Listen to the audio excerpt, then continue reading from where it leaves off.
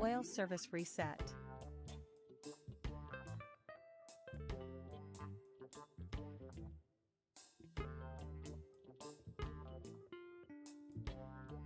Make sure the door is closed.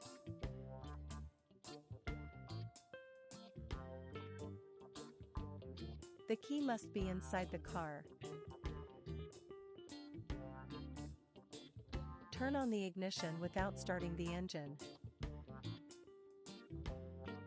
Press the button until all dashboard warnings disappear. Hold down the button on the left side of the dashboard until the service interval appears.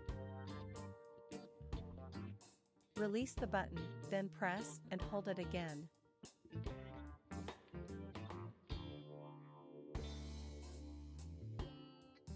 When Reset in Progress appears, release the button.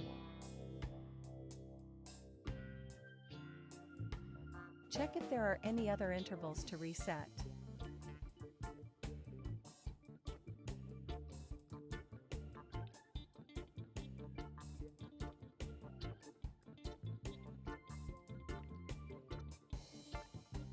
Turn off the ignition.